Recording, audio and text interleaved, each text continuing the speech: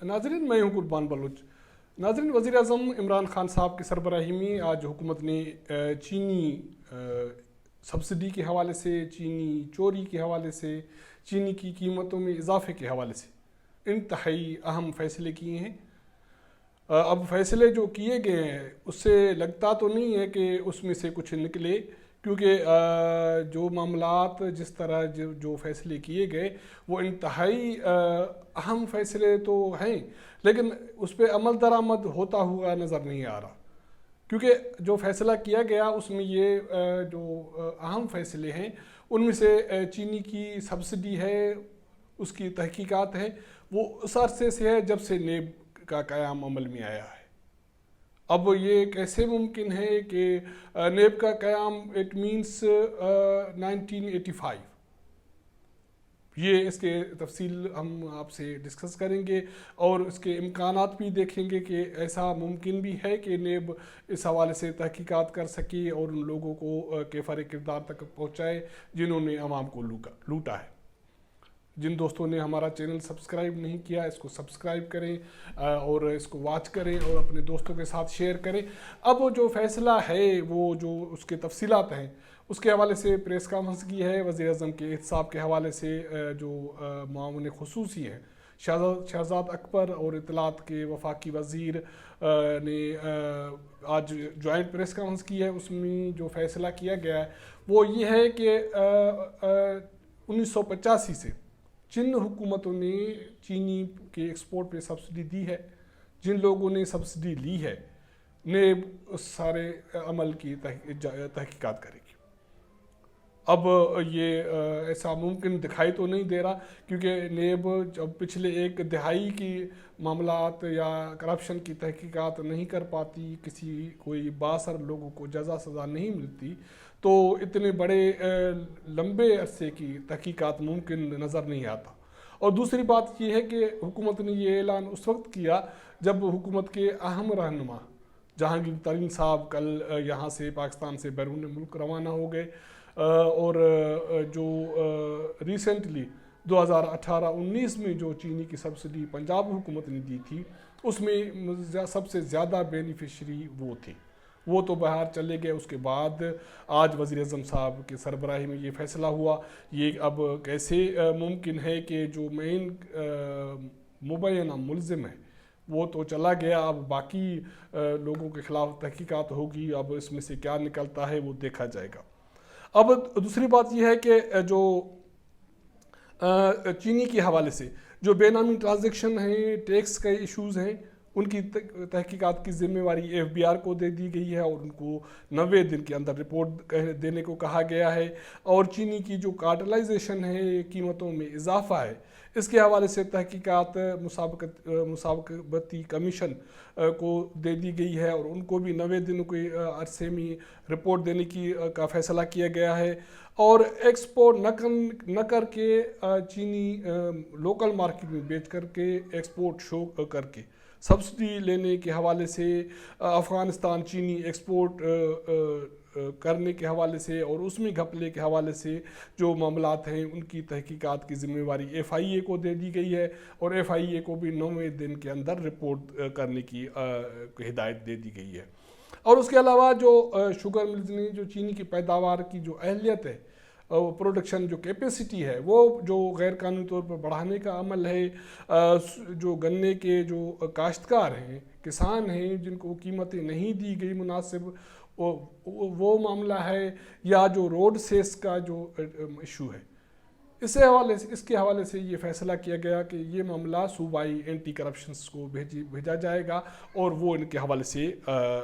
یہ فیصلہ کریں گے۔ چینی کی قیمتوں میں کمی کے حوالے سے وزیر صنعت و پیداوار حماد اظہر کے سربراہی کی کمیٹی قائم کر دی گئی ہے۔ اب دیکھتے ہیں کہ یہ کمیٹی کیا فیصلہ کرتی ہے اور کس حد تک یہ چینی کی قیمتوں میں کمی لاتی ہے، کیونکہ جب سے یہ چینی کی ایکسپورٹ شروع ہوئی تھی تو چینی کی قیمتیں تقریباً 56 روپے سے اب اس وقت 85 روپے کے لگ بھگ ہو گئی ہیں، اور اس کے سارا کچھ جنہوں نے کمایا انہوں نے سبسڈی پہ بھی کمایا، انہوں نے لوکل مارکیٹ میں چینی کی جو قیمتیں ہیں بڑی ہیں اس پہ بھی کمایا۔ اب معاملہ یہ ہے کہ ان سارے عرصے میں اس کے نیب کے پکڑ میں، ایف آئی اے کے پکڑ میں، ایف بی آر کے جکڑ میں آئے گا کون؟ کیونکہ اگر ہم 1985 سے ابھی تک کی حکومتوں کا ذکر کریں تو محمد خان جونیجو سے لے کر بی بی شہید بے نظیر بھٹو، میاں نواز شریف، اس کے بعد شوکت عزیز، ظفر اللہ جمالی، سید یوسف رضا گیلانی، راجہ پرویز اشرف، اس کے بعد پھر میاں نواز شریف اور شاہد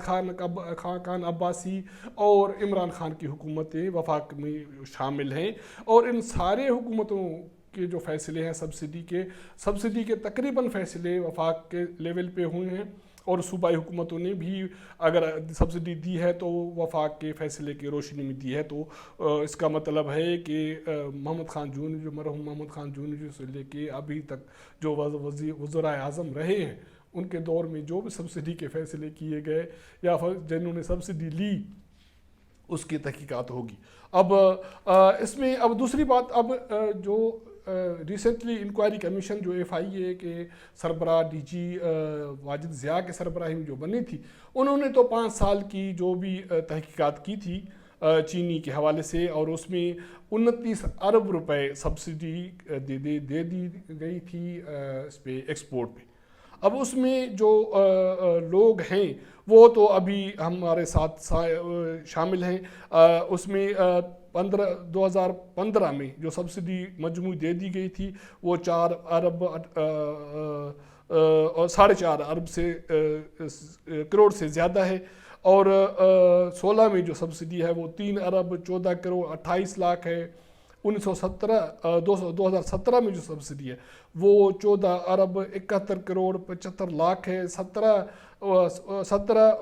2017 میں جو سندھ حکومت نے سبسڈی دی ہے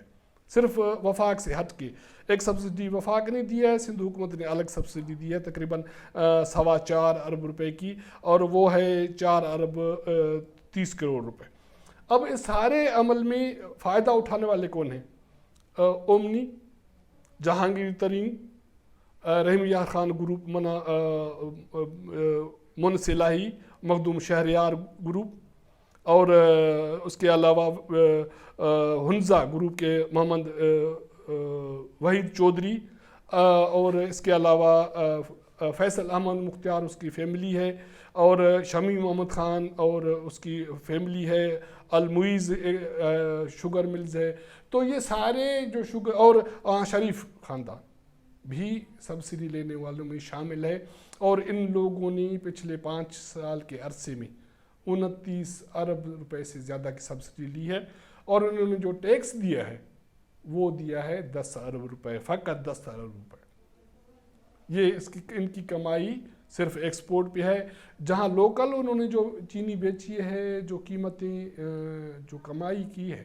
وہ الگ سے. اب جو فیصلے حکومت نے آج کیا ہے،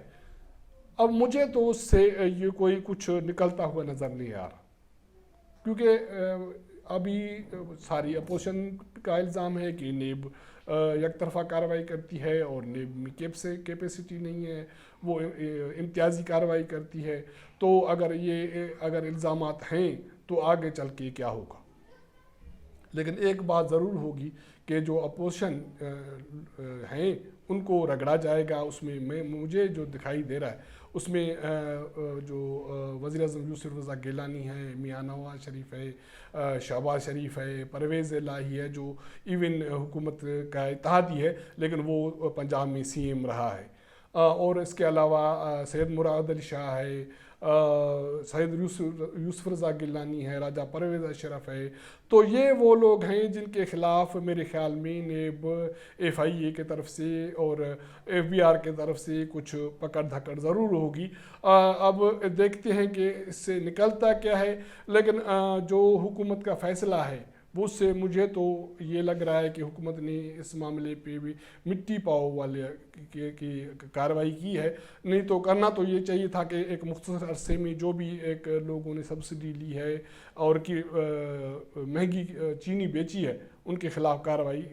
کی جاتی اور چینی کی قیمتیں کنٹرول کی جاتی. لیکن اب ایک نیا پینڈورا باکس کھولا گیا ہے اور اس میں سے کچھ دکھائی نہیں دیتا، کچھ ملتا ہوا نہیں